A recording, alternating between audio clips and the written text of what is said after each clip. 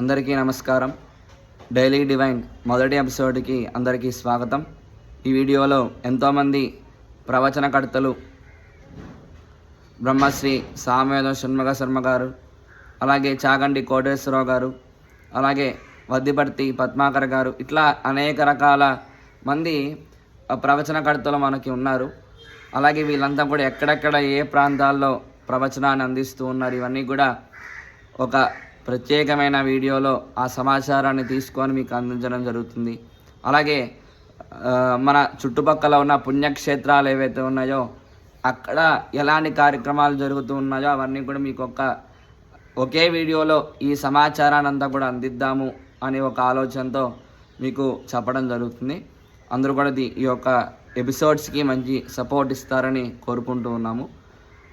మొదటిగా మనం చూసుకుంటే బ్రహ్మశ్రీ సామవేదం షణ్ముఖ శర్మ గారు రాజమండ్రి మహానగరంలో నవంబర్ 27వ తారీఖు నుంచి ఈ నెల జనవరి 25వ తారీఖు వరకు కూడా మహాభారతం ప్రవచనం 60 రోజుల పాటు వారు ప్రవచనాన్ని ఇవ్వడం జరుగుతుంది.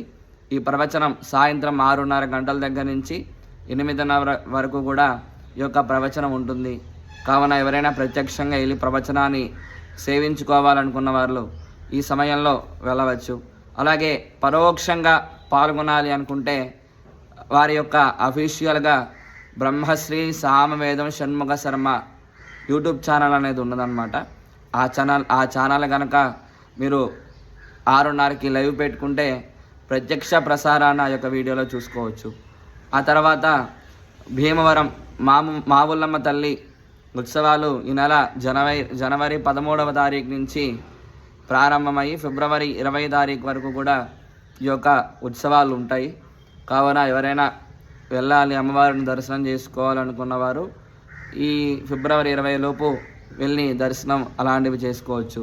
ఆ తర్వాత ముక్కోటి ఏకాదశి నుంచి భద్రాచలంలో 16 రోజుల వరకు కూడా విశ్వరూప సేవా కార్యక్రమాన్ని అందించారు.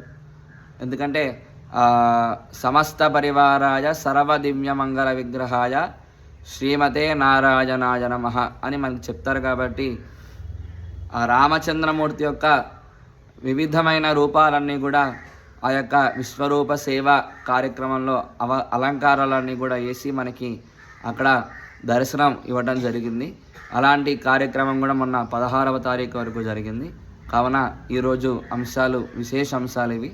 మరిన్ని విశేష అంశాలన్నీ కూడా రేపటి వీడియోలో మనం కలుద్దాం. శ్రీమాత్రే నమః.